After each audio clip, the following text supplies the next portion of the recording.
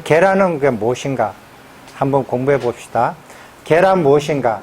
계를 지키기 위하여 유를 지킨다는 것은 무슨 의미인가? 계와 율의 차이는 무엇인가? 계란 인간이 욕계를 벗어나기 위하여 개발하는 것이다.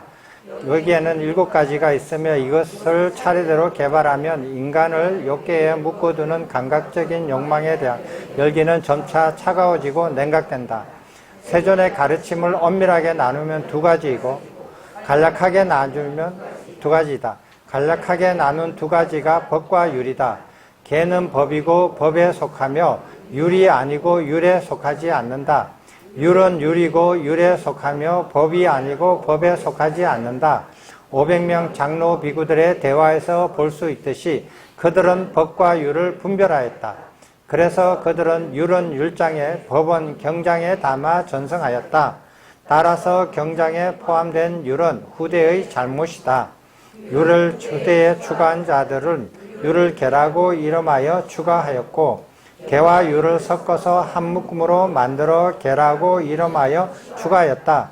이것은 이들이 계와 율을 분별하지 못하여 일어났거나 저열한 저희를 가지고 의도적으로 일으킨 것이다. 예를 들어 5계와 8간 제계는 계와 율을 한 묶음으로 만들어 계라고 이름하여 경장에 담은 것이고 율을 법이라고 하여 경장에 담은 것이 팔경법이다.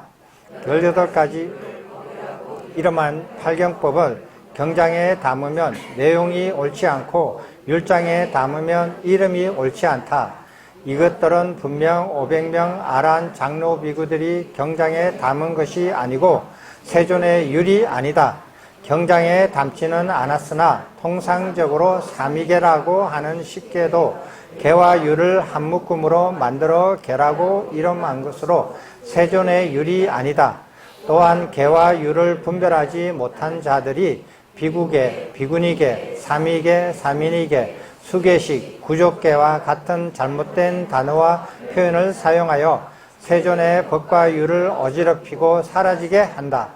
1차 대합송에서는 분명히 경장에 계를 담고 율을 담지 않았으며 율장에 율을 담고 계를 담지 않았다. 율장에 계를 담은 사례나 계를 율이라고 이름하여 담은 사례는 없다. 경장에 율을 담은 사례나 율을 계 또는 법이라고 이름하여 담은 사례는 모두 후대의 잘못이다. 이 말이 좀 이상하죠? 잘 이렇게 분별이 갈 줄 모르겠어요. 자, 계라는 게 무엇인가? 계는 딱 한 가지가 있어요. 선법계 이거 말고는 없어요. 선법계 7가지 계 말고는 어떤 계도 없어요. 그리고 선법계 7가지 이외에 만든 계들은 다 엉터리예요. 후대 사람들이 만든 것이고 부처님의 가르침이 아니에요. 저도 옛날에 몰랐거든요. 옛날에 저기 그 5계 뭐 이렇게 하더라고요. 그래서 그 뭐 5계한테 신도들한테 주고 막 이렇게 수계식 하고 이렇게 해서 저도 배워가지고 5계를 가지고 신도들한테 주고 막 수계식 하고 막 이래 해봤거든요. 근데 몰랐어요. 계가 뭔지 율이 뭔지 몰랐죠. 관심도 없었고. 그냥 하면은 모르니까 그냥 배워서 따라 하면 되는 줄 알았거든요. 근데 율장을 공부해보니까 그게 아닌 거예요. 계는 선법계 7가지 이외에는 없다. 됐어요? 나머지 모든 계라고 이름 붙인 것은 후대에 사람들이 잘못 붙였거나 의도적으로 나쁜 의도로 가지고 만들었다. 2가지 중에 하나다. 이렇게 된 겁니다. 예를 들어서 5계도 부처님 계가 아니에요. 그 5계라고 이름을 붙였죠. 5계의 처음 4개는 계예요. 선법계의 처음 4개하고 같거든요. 5번째는 술 마시지 말라는 거거든요. 음주하지 말라는 건데 음주하지 말라는 것은 계가 아니고 율이에요. 그래서 율을 포함해가지고 계 4개, 율 하나를 포함해가지고 계라고 이름 붙이는 것은 여기 500명이 모인 사람들한테는 안 맞는 말이에요. 왜? 이 사람들은 계와 율을 분별할 줄 아니까. 계는 법이고 율은 율이다라는 거예요. 그걸 섞지 않아요. 그러니까 율장과 경장에 담는 것을 분명히 구별할 줄 아는 사람이 그걸 섞어가지고 하나로 묶어서 만들겠어요? 그런 일은 없어요. 그래서 옥에는 부처님의 가르침이 아니에요. 삼위계도 아니에요. 삼위계도 아니고 팔경법, 비구니 팔경계라고 이름을 하기도 하거든요. 후대에서. 그것도 부처님 가르침이 아니에요. 아닌 건데, 그 아닌 이유를 여기서 이렇게 이제 설명을 한 것도 충분한데, 여기는 약간 이렇게 그 현학적으로 설명을 했거든요. 근데 이제 팔중법이 비구니 팔경계, 이것도 개가 아니거든요. 개가 아니에요. 개를 한번 설명을 해 드릴게요. 그 앞에 보면은 선법계 나와 있죠? 선법계를 한번 보십시오.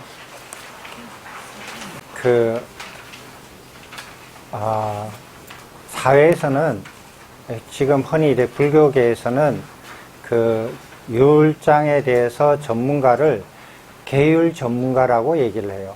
율장 전문이라고 안 그래요. 계율 전공자라고 하거든요. 그래서 계율을 이렇게 전공으로 하는 학자 중에서 이렇게 유명하고 이렇게 유명한 사람들이 좀 있어요. 선법계 7가지인데, 불살생 1번이 이제 흔히 말하는 불살생이에요. 2번이 불토도예요. 3번이 불사음이에요. 4번이 불망어예요. 5번이 뭐예요? 예? 불양부, 양설, 불양설이에요. 그 다음에 6번은 악어, 예, 불악어. 그 다음에 7번은 뭐예요? 불기어. 아유, 잘하셨어요. 아유, 박수. 기어, 예. 이렇게 되어 있거든요. 자, 한번 보세요. 개는 자기가 있는 자리에서 열반을 나아가는 길로 되어 있는 그게 이제 그거 정도인데, 정도에서 그게 법이에요. 법인데, 개가 왜 법이냐 하면은, 인간들은 인간들의 세상을 표현을 어떻게 하느냐 하면 늪이라고 표현을 해요. 인간 세상을 늪이라고 표현하든지 거의 같은 말이죠. 진흙탕이라고 이렇게 표현을 하기도 하거든요. 그럼 인간 세상에서 이렇게 이제 머물러 있는데, 여기에서 인간이 이제 열반으로 나아가는 정도에서 쭉 나아가려면은 인간 세상을 벗어나지 않고는 앞으로 나아가지 못하죠. 그러면 인간이 왜 인간 세상에 떨어지게 됐느냐, 왜 인간 세상에서 태어나고 여기 늪이라고 부르는 곳, 진흙탕이라고 부르는 곳에 머물게 됐느냐 하는 인간의 특성을 알아야 돼요. 그 특성을 하나씩 벗겨갈 때 인간에서 벗어나서 더 나아가게 향상으로 나아가면서 정도에 따라서 열반으로 나아가거든요. 그래서 인간의 특성을 특정 짓는 것, 인간이 왜 인간한테 떨어져 있고 여기서 속해져 있는가, 이게 7가지, 특징이 7가지가 이게 선법계 7가지예요. 한번 보세요. 자, 인간보다 더 나은 세상, 바로 위에 있는 세상, 저기 지거천, 욕계의 지거천에 있는 세상에서는 살생이 알려지지 않았어요. 살생이 불법이에요. 살생을 저지르면 안 돼요. 그죠? 그런데 거기서 살생을 저지르면 어떻게 돼요? 인간으로 떨어져요. 자, 인간은 살생이 합법이에요? 불법이에요? 불법인 사람 손 들어봐요. 자, 내가 또 손 들으라고 하면 겁나죠? 합법이라고 생각하는 사람 손 들어봐요. 사회에서는 불법인데 전쟁이나 그렇지. 이런 인간은 아주 똑똑하네. 인간은 살생이 합법이기도 하고 불법이기도 해요. 그죠? 군인들이 살생을 하는 거를 훈장을 주지 그렇게 벌을 주지 않아요. 많이 죽이면 오히려 더 큰 훈장을 줘요. 그죠? 권력을 가진 사람이 엄청나게 많은 사람을 죽이면은 권력을 강화시키지 그 사람 벌을 안 줘요. 근데 그 사람이 몰래 어쩌다가 그 술 먹고 운전하다가 사람을 죽이면 그거는 불법이 돼요. 인간은 사람을 죽이는 게 합법이기도 하고 불법이기도 해요. 그러나 인간이 살생을 합법으로 치든 불법으로 치든 여기 인가법에서는 다 가보를 받아요. 똑같이 가보를 받아요. 가보를 받아요. 인간은 이 살생이 알려져 있고 합법이기도 하고 불법이기도 한 특징이 있어요. 그렇지만 인간 세상에서 합법으로 하더라도 살생하면 안 된다라는 게 이 선법계예요. 그래서 카필라바토에 있는 그 용맹한 그 군인들도 다 부처님한테 기하고 난 다음에 적군이 쳐들어왔어요. 우리나라를 다 이렇게 죽이려고. 그래도 그 군인들이, 이렇게 용맹한 군인들이 창칼을 다 버리고 죽음을 다 받아들였어요. 그래서 그 대학살을 당했거든요. 카필라바토의 부처님 고향 나라가 그 왕궁 옆에 있는 거기 지금도 기록에 나와 있어요. 인터넷 지구본 있잖아요. 거기 들어가가지고 카필라바토 근처에 확대해 보시면 대학살의 장소라고 이렇게 표시가 돼 있어요. 글로 다 끌고 와서 다 죽여버렸어요. 그러니까 부처님한테 살생하지 않겠다고 맹세하고 난 다음에 사회에서 인정된 살생도 자기는 안 하는 거예요. 그래서 총칼을 다 놓고 죽임을 당하고 나라가 완전히 몰살돼서 순식간에 사라져 버렸어요.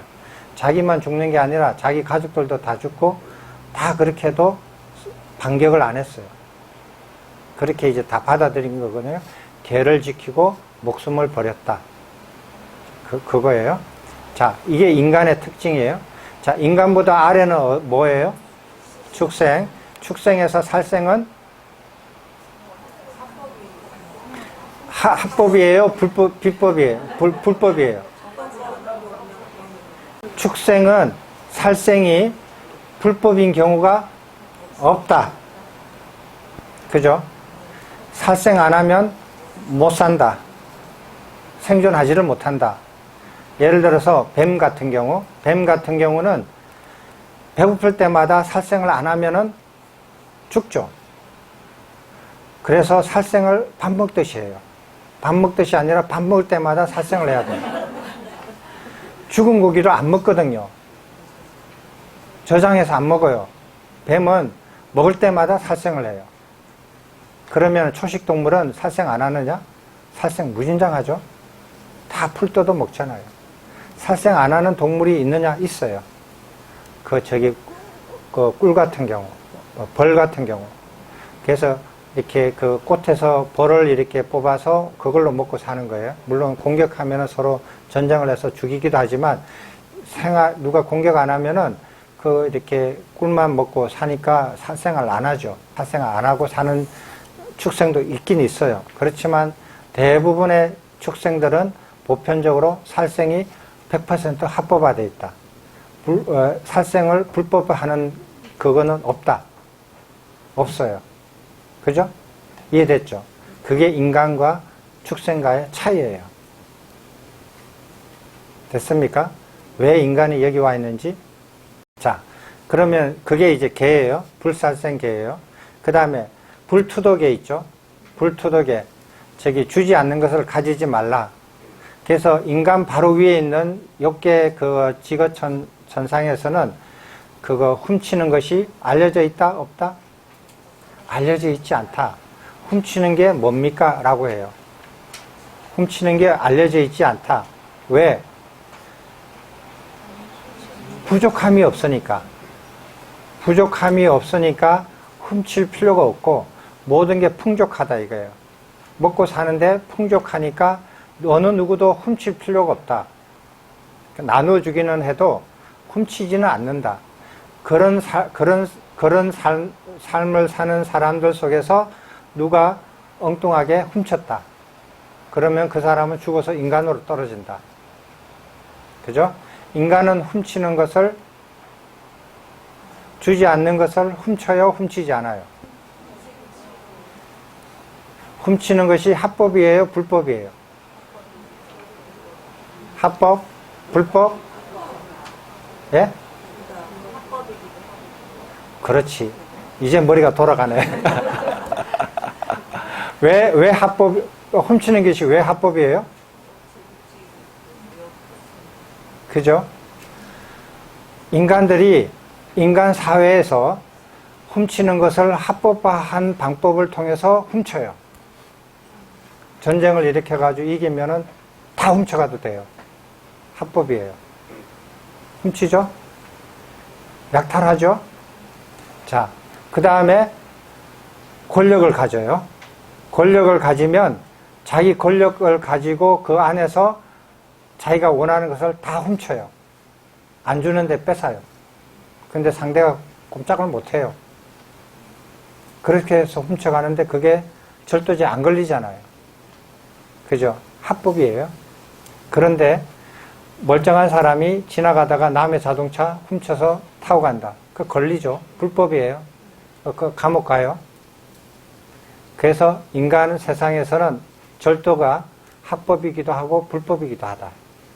자, 인간 밑에 동물은 어때요? 훔치는 거 합법이에요? 불법이에요? 동물 세계에서는, 축생계에서는 훔치는 게 생존의 방법이다. 불법이라는 게 없다. 그죠? 가가지고 힘센 놈이 먼저 먹으면 뺏기면 자기가 굶어 죽는 것이고, 뺏어서 먹으면 생존하는 것이고, 그거에 대해서 이게 기준이 없어요. 무조건 다 그거 이렇게 뺏는 거예요. 살아있는 것을 뺏으면 살생이 되고, 그 죽어있는 것을 뺏으면 도둑질이 되는 거예요. 그것이 합법, 불법이란 개념이 없어요. 생존 자체예요. 하루하루 살기 위해서 걔들은 살생 안 하면 훔쳐야 돼요. 삶 자체가. 그래서 인간처럼 이렇게 살다가 이렇게 그 도둑질 하는 걸 좋아하다가 떨어져서 축생이 되면 도둑질 하는 걸 아무도 안 말겨요. 잘해야 돼요, 그것도. 그런 세상으로 떨어져요. 그래서 인간의 특징입니다. 자, 이 세 번째, 이게 특징이 이해하기가 어렵거든요. 순결하지 않는 성행위. 순결하지 않는 성행위를 하지 말라. 이렇게 되어 있어요. 자, 인간 세상에서 순결하지 않는 성행위가 합법이다, 불법이다. 보세요. 순결하지 않는 그 성행위를 했을 때 몇 년 전만 하더라도 간통죄가 있어가지고 감옥에 갔어요. 그죠? 근데 그 간통죄가 없어졌어요. 지금은 감옥에 안 가요. 뭐 이렇게 형사법 말고 민사법에 의해서 소송 걸려가지고 뭐 돈을 이렇게 물어줄 수는 있겠지만 이렇게 형사법에는 이렇게 걸리지 않잖아요. 없어졌어요. 근데 그게 그 강간죄가 없어진 나라가 지금 유지되고 있는 나라가 전 세계에서 몇 개다? 모르시죠?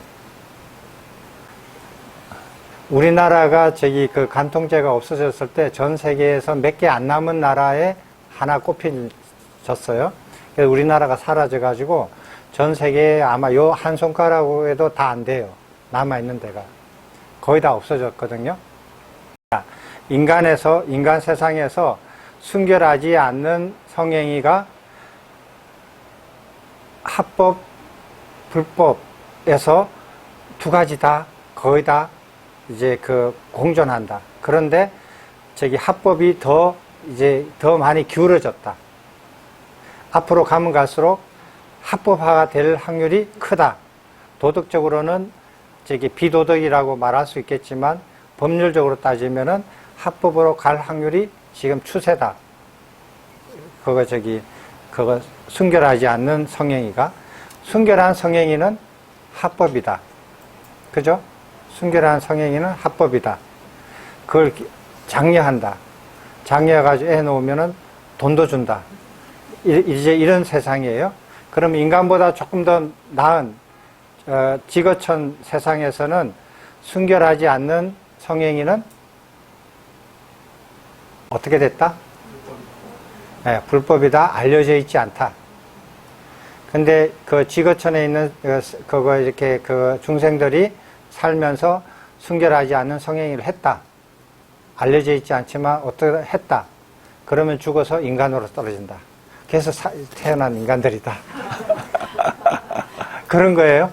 자, 그럼 인간으로 떨어졌다. 인간에서는 순결하지 않는 성행위가 거의 합법화되어 간다. 불법으로 인식하는 인간들도 조금 남아있다. 지금 이렇게 되어 있어요.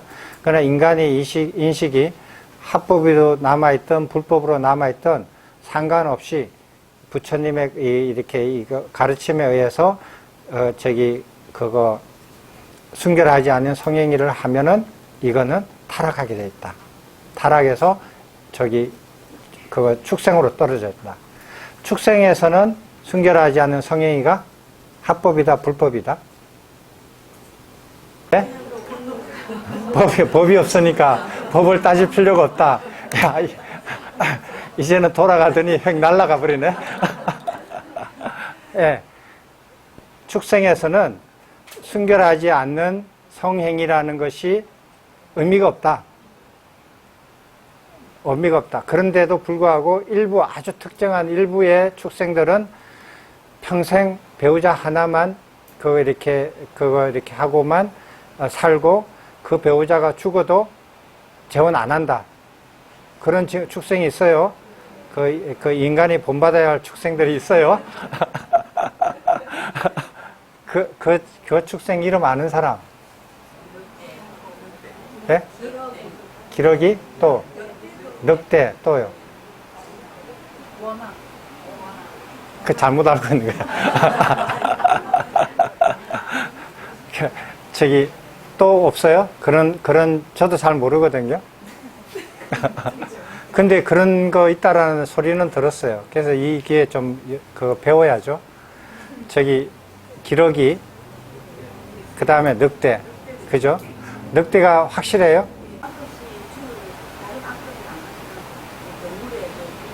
그래요? 순결하지 않는 성행위라는 것은 축생계에서는 그게 합법이고 보편화되어 있다. 아주 특별한 케이스 빼놓고. 그죠? 우리가 보면 알잖아요. 동물의 왕국 보면 알잖아요. 그런데 인간들이 이제 이렇게 동물로 떨어지면은 거기에서는 완전히 순결하지 않은 성행위가 완전히 그냥 프리한 세상. 그런 이제 사회로 들어가는 거예요. 그래서 인간과 축생과 인간과 고위의 천상, 바로 인간 위에 있는 욕계 천상과 차이점이 이제 드러나죠. 드러나고, 이제 거짓말하지 않는 행위, 불망어도 인간보다 이렇게 높은 욕계 천상계에서는 그 거짓말이 알려져 있지 않다. 알려져 있지 않는데 그 거짓말이라는 게 뭐예요? 이런 세상이거든요. 그런데 그런 세상에서 누가 거짓말을 했다. 그러면 지금처럼 인간으로 태어난다. 그래요? 그럼 인간은 거짓말을 했다 이거예요? 거짓말을 하는데 그게 불법이에요? 합법이에요?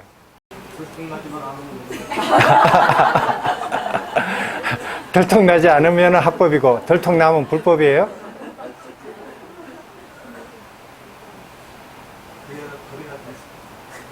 자, 인간도 거짓말 보세요. 인간에서도 거짓말을 이래 보면 불법이기도 하고 합법이기도 해요.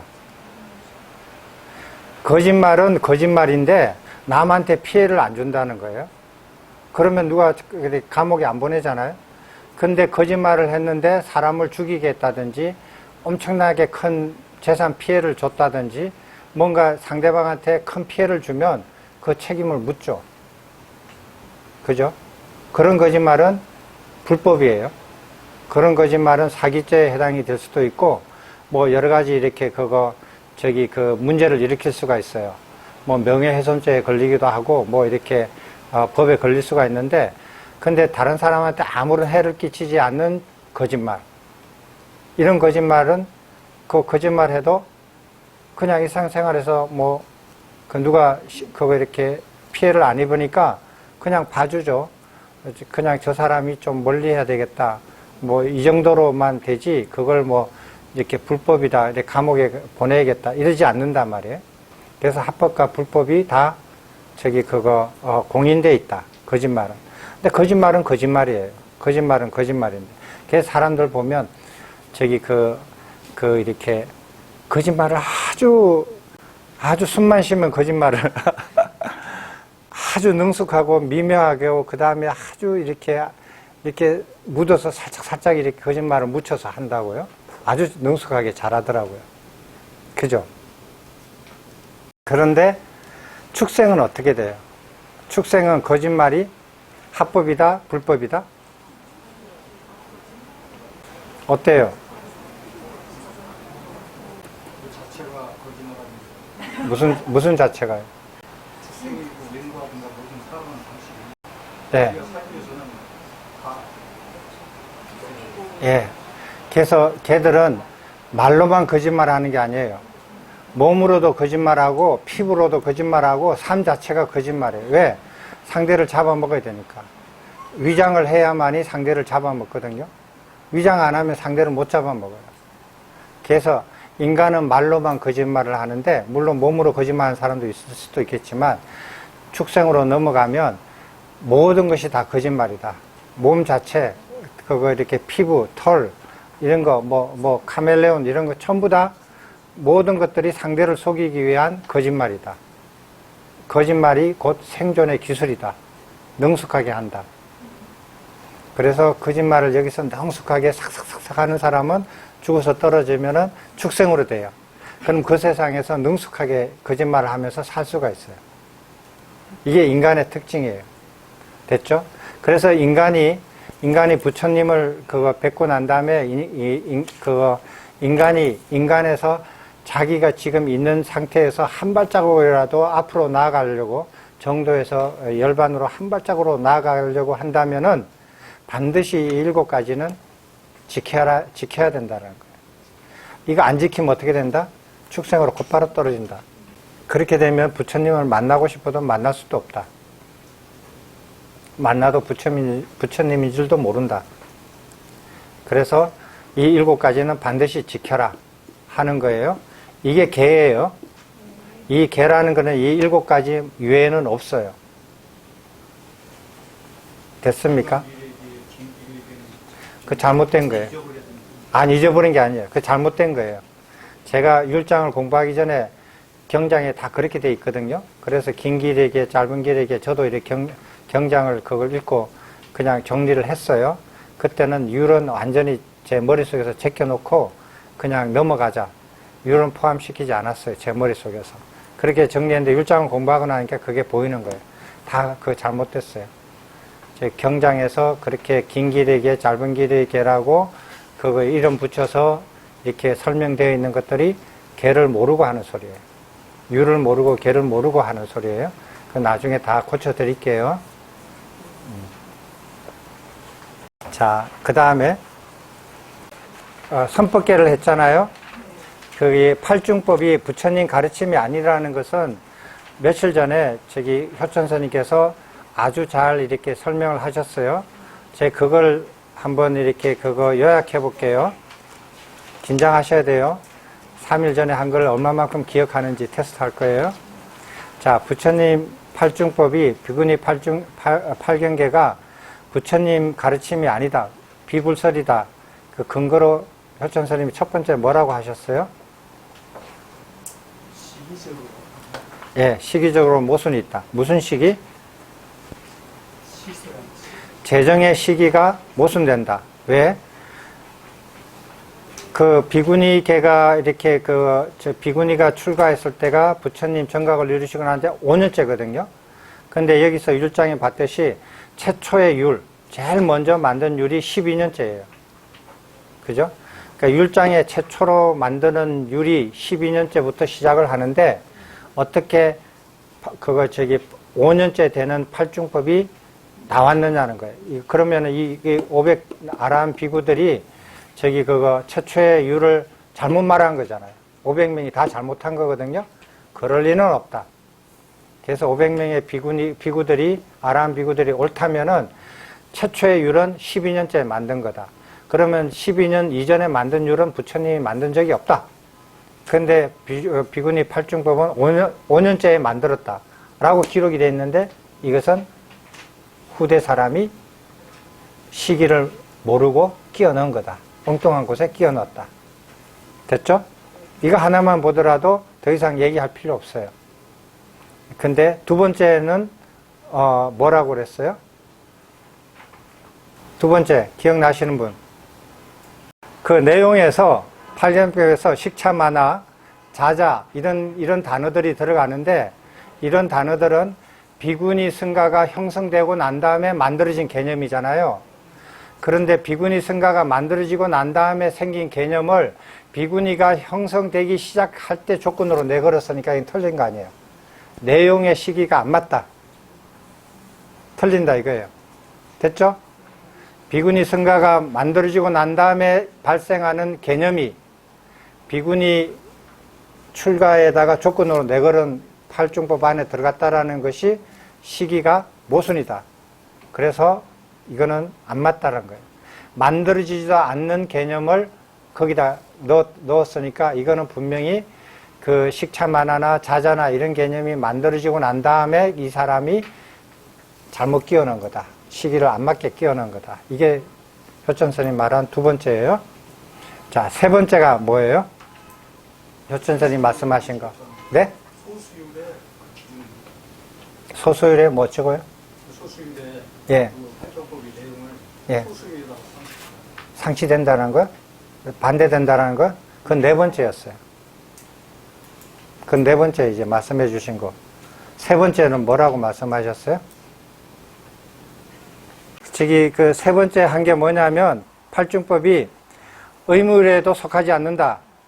갈마율에도 속하지 않는다. 소소율에도 속하지 않는다. 이러이러한 이유 때문에. 그래서 부처님의 그 율은 의무율, 갈마율, 소소율로 구성되어 있고 이게 전부다 이거예요. 전부인데 이 팔중법은 이 세 가지에 어느 것도 속하지 않는다. 이러이러한 이유 때문에. 그러니까 이 팔중법은 부처님 율 안에 포함이 되지 않는다. 결론. 맞죠? 이거는 율장 문제 20번에 나와 있습니다. 20번에 그 문제가 나와 있는데 그 문제 푸시면 이거 이해됩니다. 자, 네 번째로 효천선생님이 말씀하신 게 팔중법의 내용 자체가 저기 소소율에서 부처님 말씀과 반대된다. 그래서 비구는 비구니들한테 이렇게 그 명령하지 말라. 간섭하지 말라. 비구는 비구니들한테 간섭하지 말라. 비구니는 비구들한테 간섭하지 말라는 게 부처님의 말씀인데 팔중법은 그 내용에 정면으로 위배된다. 그래서 이건 부처님 가르침이 아니다. 여기까지 저번에 효천선생님께서 말씀해 주셨어요. 제가 그때 추가로 한 가지 넣은 게 수범수재의 원칙을 위배된다. 팔중법은. 부처님께서 모든 율장은 사건이 터지고 누가 그 어떤 범죄를 저지르고 난 다음에 사건이 터졌을 때 그런 사건이 다시 일어나지 않도록 율을 만드셨어요. 이거 수범수재라는 원칙이에요. 누가 이렇게 범법 행위를 하고 난 다음에 그 범법 행위가 다시는 반복되지 않도록 율을 만드는 것, 규제를 만드는 것을 수범수재, 그거에 따라서 제정했다라는 거예요. 이걸 수범수재의 원칙에 따라서 했는데 팔중법은 전제 조건으로 내걸은 거거든요.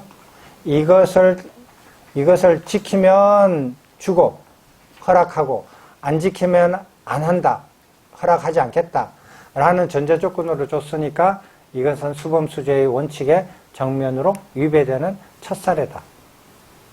율장 전체에서 수범수재의 원칙을 어기는 것은 사례가 없다. 그러니까 그 팔중법은 부처님의 가르침이 아니다. 자, 이까지 이제 저번에 하셨는데 이거는 구체적이고 현실적인 방법으로 그 팔중법이 부처님 가르침이 아니다라는 것을 증명하는 거예요. 여기 중에서 한 개만 얘기해도 얘기 끝났어요. 더 끝난 거예요. 더 이상 얘기할 필요가 없는 거거든요. 그런데 이제 얘기를 좀 길게 하다 보니까 이제 여러 가지 가지수가 나온 건데, 한 가지가 더 있어요. 율장에서 우리가 공부를 하면 어떤 사람이 비구니가 됐어요. 비구니가 되면은 제일 먼저 공부해야 되는 게 뭐예요? 예, 함께 살 수 없는 죄에 대해서 빨리 그날 공부를 해야 돼요. 왜? 그렇게 해야 함께 살 수 없는 죄를 저지르면 할 수 없이 나가야 되니까. 그래서 그거부터 빨리 급하게 배우거든요. 그래서 차근차근하게 해서 1, 2년 동안 이 율을 살면서 하나씩 스승한테 배워서 익혀야 돼요. 생활 속에서. 그죠? 그렇게 가르치고 배우라고 되어 있는 것이 율장이에요. 맞습니까? 예. 비구니가 되고 난 다음부터 배우기 시작하는 거예요. 이게 율장이에요. 그런데 그 팔중법은 비구니가 되고 나서 팔중법을 배워서 지켜라 아니에요. 비구니가 되기 위해서 맹세를 해라. 지킨다고 맹세를 해라. 라고 하는 거예요. 이게 다르죠? 부처님이 그 율장 전체에서 했던 그 방향과 반대가 되죠? 그죠?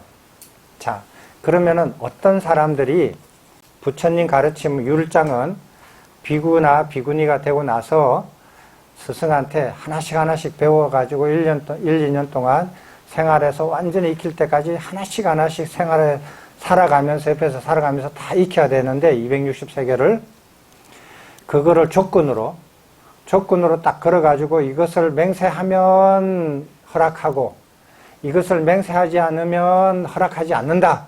라는 조건으로 내걸었단 말이에요. 그런 사람들이 어떤 사람이냐? 지금 수계식이 그렇게 돼 있어요.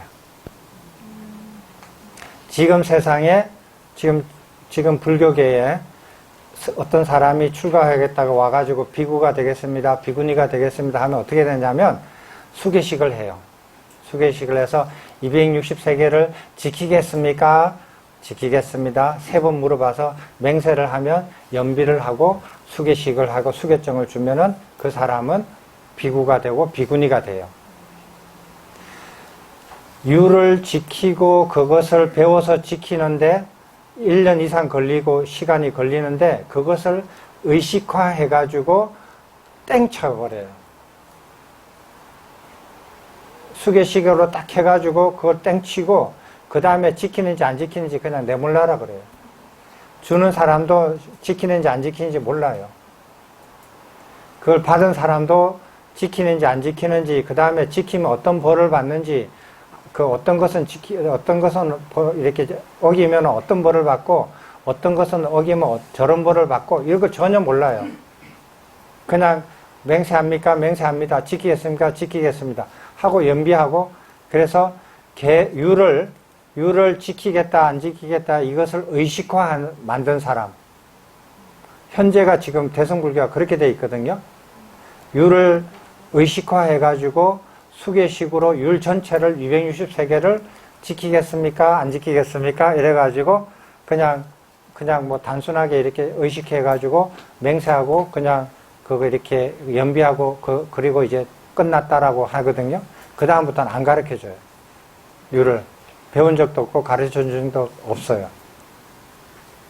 누구도 점검 안 해요. 이렇게 됐거든요. 팔중법을 만든 사람이 대승의 수계식을 그거 만든 사람의 선조들이에요. 그죠? 보이죠? 지금 대승불교에서 율을 이렇게 전하고 할 때 수계식을 주고, 수계식에 의해서 율을 주고받고, 그래서 율을 이렇게 이제 그 다음부터는 신경도 안 쓰고 살아도 된다 라고 이렇게 주고받는 것을 하는 의식으로 의식화한 거. 율을 의식화한 사람들의 조상들이 팔중법을 만든 사람들이에요. 한통속들이에요. 부처님께서 율을 어떻게 공부하고 어떻게 전수하라고 가르친 내용하고 완전 반대예요. 그렇게 의식화해가지고 그걸 지키겠어요? 지킬 재간이 없죠. 260세계 몇 개인지도 저도 이제 다 잊어버리고, 다 잊어버려요. 다 잊어버리고 그냥 의미가 없어요. 그리고 그 맹세를 안 하면은 허락을 안 해주니까 일단 하고 보는 거예요. 몰라도 하고 보는 거예요. 양심에 좀 찔리지만 어떡할 거예요. 지금 시스템이 그랬는데. 그러니까 몰라도 일단 뭐 하고 해야 통과가 되니까. 그렇게 된 거거든요. 근데 이거는 몰라가지고 어떻게 지키고 안 지키고 어떻게 알겠어요? 그래서 부처님의 율장은 비구가 되고 난 다음에, 비구니가 되고 난 다음에 첫날부터 상세하게 하나씩 배워서 익혀가지고 이걸 전부 다 몸에 배워서 일상생활에서 지키게끔 하는 방법으로 부처님께서 배우고 익히고 전수하다라고 되어 있어요. 율장 자체가. 그죠? 이거는 율장을 공부 안 하면 그 자체를 몰라요. 근데 그렇게 되어 있는데 지금 팔중법은 현재 대성의 방법으로 제시하고 있다. 그래서 이거는 현재 대성의 수계식을 만들어 가지고 저기 그 개를 주고받고 하게 하는 그 사람들의 그 한통속 원조에 해당이 된다. 그래서 지금 대성에서 하는 수계식 같은 것도 이 부처님 율장하고는 완전히 틀린다. 아셨죠? 예. 여기에 몇 개 더 있지만 이렇게 해서 그 팔중법이 부처님 법이 아니다. 라는 것에서 확신을 가지시고 이렇게 이제 팔중법을 버리셔야 돼요. 자, 그 다음에 이제 한 패러그래프만 이제 더 하면은 우리 오늘 마칠 수 있습니다. 자, 힘내서 한 번만 읽어보십시오. 그렇다면 경장에 율이 전혀 없는가? 그렇지는 않다.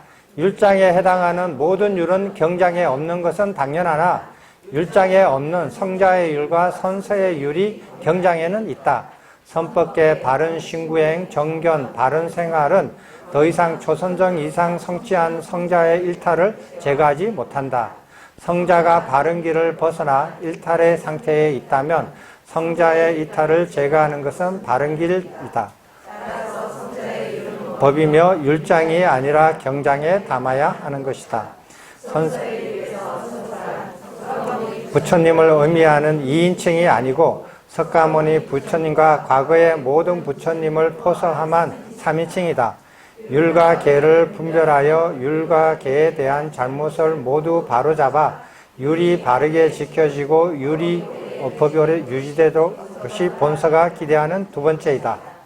예, 저기 이 율장이 이제 기대하는 게 이제 두 번째가 뭐냐면은 율과 법이 이렇게 그 계와 율에 대한 잘못을 바로잡고 율이 바르게 지켜져서 결국은 법이 오랫동안 유지되고자 하는 것이 본서가 기대하는 두 번째다 이거예요. 그렇다면 한번 보세요. 자, 율장에 모든 율이 다 있다 이거예요. 율은 이제 율장에 다 포함이 됐어요. 그러면 경장이 있어요. 경장에는 율이 없는가 하라는 소리예요. 율장 안에 있는 율이 경장에 있으면 안 되죠. 그죠? 그런 일이 있으면 안 되잖아요. 그런 일은 없어요. 그렇다고 해서 경장에 율 자체가 없느냐, 율이라는 단어가 안 나오냐, 나오더라는 거예요. 희한하게. 보니까 두 가지가 나와요. 성자의 율이라는 이름으로 쭉 나와요. 한두 개가 아니에요. 수십 개가 나와요. 그 다음에 선서의 율이라는 율이 쭉 나와요. 그런 게 여러 곳에서 나와요. 그래서 제가 그걸 쫙 보니까 선서의 율이 무엇이고 성자의 율이 무엇이고 그걸 보니까 이게 또 보이네. 율장의 율은 그럼 뭐라고 이름을 지을까요? 뭐라고요? 범인정.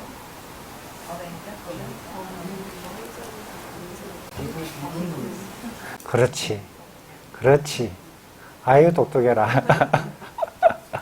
범부의 율이에요. 이름을 지으면. 범부의 율. 그 다음에 범부의 율은 여기에 해당이 돼요. 범부들이 일탈을 하면 이걸로서 일탈을 규제할 수 있다.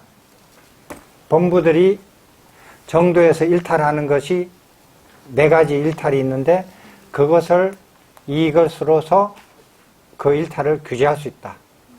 좋다 이거예요. 그러면은 성자가 일탈을 했을 경우 어떻게 하느냐 소리예요. 성자가 일탈을 합니까? 일탈해요. 초선정, 이선정, 삼선정에서 저기 선정을 이룬 비구들이 환속해요. 얘가 있어요. 경장에 나와요. 자, 그러면은 성자가 일탈을 했다. 그러면 그 일탈을 어떻게 규제를 하느냐 이 소리예요. 그것이 성자의 율이에요. 자, 그러면은 선세의 율은 뭐냐? 선세의 율은 모든 부처님, 과거의 모든 부처님, 현재의 부처님들이 지키는 율이에요. 그분들은 정도에서 이탈을 해서 그걸 규제하는 율이 아니에요. 그런 개념이 아니고 모든 부처님들은 열반을 성취하신 부처님들이 이 인간 세상에 몸이 남아있을 경우에 반드시 지키는 율을 선서의 율이라고 해요.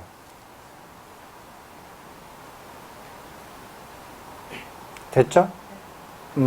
개념이 그렇습니다. 그래서 이거는 범부의 율입니다. 범부의 율이에요. 범부가 이것을 지키면 범부에서 벗어난다. 살아서는 못 벗어나더라도 죽으면 반드시 벗어난다.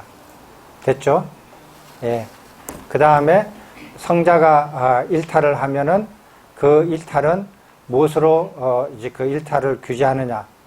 그 자체가 정도예요. 정도에서 벗어나는 그거 성자는 정도로 규제를 해야 돼요. 그래서 성자의 율은 법이에요. 법 자체예요. 그래서 여기에 포함이 안 되고 경장에 포함이 돼요. 됐죠? 그래서 경장에만 성자의 율이 나오고 범부의 율에서는 성자의 율이 하나도 없어요. 이름 자체도 안 들어가요. 그 명료하게 이렇게 분별이 되어 있습니다. 그리고 나중에 경장을 공부하시면 선서의 율도 공부하실 수가 있어요. 재밌죠? 율이 이렇게 아주 다양하게 되어 있어요. 이게 율이 이게만 끝이 아니에요. 이게 끝이 아니에요. 그래서 율을 공부하면서 아주 재밌었어요. 아주 재밌었어요. 그거 지키는 것은 더 즐거운 일이에요. 자, 마지막으로 이제 마무리합시다. 율장에 문외한이 있던 필자가 율장을 만난 것은 행운이었다. 이러한 행운은 율장에 익숙한 수자를 만난 것에서 비롯되었다. 천중선운에서 만난 성종스님의 개와 율을 분별하는 깨끗한 통찰력에 필자는 깊이 감사를 드리지 않을 수 없다. 가능한 범위 내에서 율을 지키려는 원각선원 수자들과 생활하면서 율장의 진입 문턱이 점차 낮아졌다. 필자는 누구든지 율을 손쉽게 이해하고 지켜나갈 수 있도록 체계적으로 정리하였다. 이때 세존께서 정하신 차례는 지키되 장로 비구들이 정한 차례는 율을 이해하고 지키는 데 효율적으로 정리하였다. 후대에 끼워 넣은 내용들은 기존의 율과 반드시 모순을 일으킨다. 모든 율이 서로 모순을 일으키지 않도록 교정할 것은 교정하였고 삭제할 것은 삭제하였다. 이러한 과정에서 경장과 비교하고 검증하였다. 이렇게 만들어진 본서는 포살 송출용으로 시작한다. 보름마다 포살 갈마에 의무적으로 송출해야 하는 의무율을 누구든지 편리하게 송출할 수 있도록 최대한 정령구를 반복을 줄였다. 한편 의무율은 소수율이 아니므로 비록 승가가 합의하더라도 포살에서 의무율의 어떤 조항도 생략하여 송출할 수 없다. 의무율, 갈마율, 소소율을 차례대로 정리하면서 앞에서 말한 두 가지 기대가 오랜 가뭄 끝에 내리는 봄비처럼 구석구석 세밀하게 충족되길 거듭 기대해 본다. 세존께서 중림정사와 기원정사에 계실 때처럼 세존의 율을 온전히 지키고 세존의 법에 따라 열반으로 나아가는 좁은 도반이 있는 적절한 범행처의 복원에 동참하여 주시는 분들께 깊이 감사드리며 세계의 모든 출가자와 재가자가 본서를 통하여 세존의 율을 바르게 이해하고 지킬 수 있도록 출판과 번역에 도움을 주신 분들께 깊이 감사드린다. 그리고 율장을 우리말로 번역한 한국 빨리 성전협회의 전재성 박사께 깊이 감사드린다. 이분이 율장을 번역하지 않았더라면 나는 율장을 배울 수 없을 뿐 아니라 본서는 세상에 나올 수 없었다. 독자분들께 청정의 안락을 기원하며 해안을 지닌 분들께 기탄 없는 필책을 기대한다. 질문 있어요?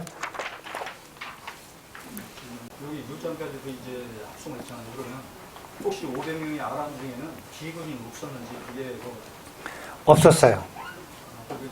비구와 비구니가 같이 앉아서 이런 일을 하지 않아요. 율 자체가. 율에서 그런 걸 하지 않도록 돼 있어요. 비군이 율을 제정했음에도 불구하고 비군이 참석하지 않을까? 그거는 이제 나중에 경장을 이렇게 하는 책에 보면 그 상세한 설명이 돼 있어요. 그게 이제 안타까운 아쉬운 손실인데, 오늘 부처님 오신 날이니까 이 말씀을 드릴게요.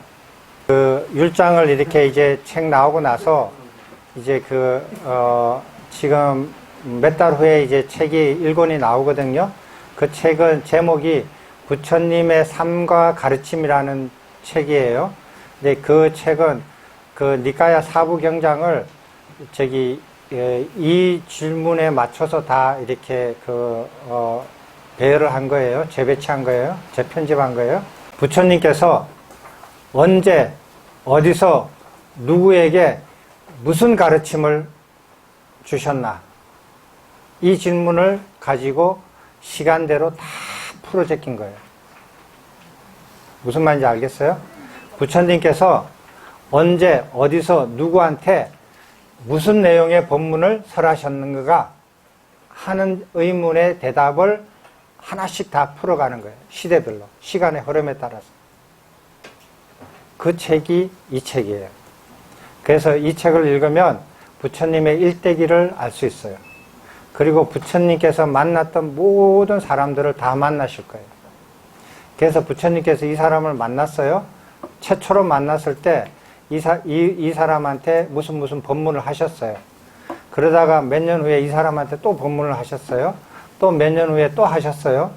그런데 부처님께서 이 사람한테 처음에 설법을 하셨을 때 그 이후에 모든 설법을 이 안에다 다 모았어요. 이 사람 밑에다가. 그래서 어떤 한 사람이 딱 등장하면 그 사람이 부처님께서 그 사람이 부처님께 들은 모든 설법 내용을 그 사람에서 다 모았어요. 그것이 마무리되면 다음 사람으로 넘어가요. 사건이 일어났어요.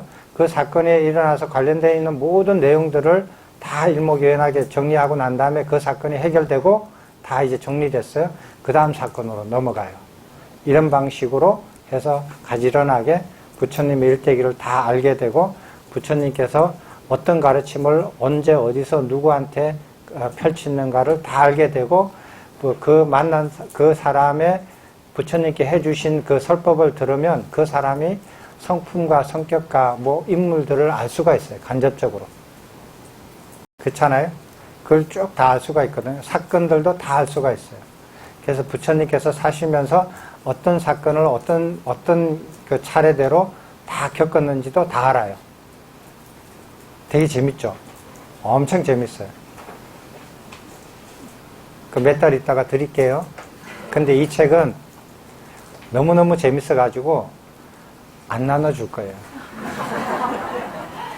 여러분들이 사가지고 오시면 제가 사인을 해드릴 거예요. 안 나눠주고 여러분들이 내가 책 나왔습니다 라고 공지할 테니까 모든 분들이 가서 그거 꼭 읽어보세요. 되게 재밌어요. 생각만 해도 재밌죠. 근데 2500여 년 동안 불교계에서 부처님의 일대기를 이렇게 쓴 사람이 아무도 없어요. 아무도 없어요. 그래서 이렇게 쓴 것이 이렇게 이 책보다 조금 더 두껍죠. 이게 지금 몇 페이지예요? 이게 450페이지래요. 여기서 100페이지가 더 많거든요. 1권이. 550페이지짜리가 4권으로 나와요. 굉장히 분량이 많아요. 그래서 쭉 읽으면은 누구든지 부처님 가르침을 이해하기 쉬운 책이에요. 그렇게 이제 준비해서 곧 나올 겁니다. 한 가지만 더 여쭤보겠습니다. 네.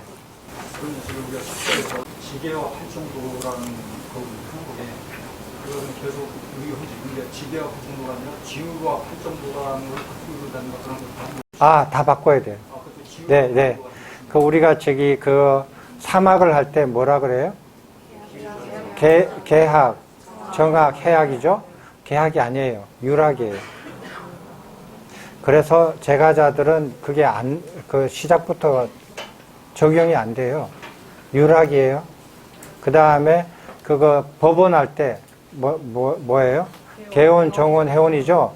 개원이 아니에요. 유론이에요. 다 틀린 거예요. 그래서 유론이니까 여러분들은 유론, 정원, 해원이니까 유론을 이렇게 율도 모르는데 무슨 유론을 해요? 그래서 그 아웃사이드예요. 엄청난 걸 물어봤어요. 예. 시작도 못 미쳐요. 그래서 이걸 반드시 공부하시라는 거예요. 해서 내가 나를 판단을 해야 돼요. 내가 이걸 따라서 생활할 수 있는 게 더 유익하다라고 내가 이걸 하고 싶은 사람인지, 내가 이거를 감당하지 못해가지고 나는 감당하지 못하는 사람이라서 그나마 이렇게 다른 방법으로 이렇게 조금씩 이렇게 향상하기 위해서 살아야 하는 사람인지 본인이 판단하셔야 돼요. 공부를 하셔서. 그럼 막연하게 지계와 팔정도를 지율과 팔정도로 제목만 바꿔서 이게 아니라 그 내용에서도 예. 계와 율을 배치해서 그래서 이렇게 잘 지적하셨는데, 그래서 제가 율장을 공부하고 난 다음에 사분 니까야를 그 단어들을 다 점검했어요. 개라고 한 곳에서 다 모든 것을 이렇게 봤거든요. 봤는데 개가 다 율이에요. 다 율인데 극히 몇 군데는 개가 개로 남아있는 게 맞아요. 그래서 그거 다 교정 다 했어요. 그래서 지금 현재 남아있는 니까야 경장에 개라고 되어 있는 곳은 다 많은 곳이 율로 바꿔야만이 바른 내용이에요. 그러니까 율과 개를 이렇게 분별하고 난 다음에 생긴 그 문제들이에요. 그 시각이에요. 그걸 다 고쳐야 됩니다. 네. 또 질문 있어요? 네. 질문 없으면 뭐 또 말씀드릴 게 있나? 없나? 없죠? 자, 그럼 오늘 마치겠습니다. 먼 길 오신다고 고생하셨습니다.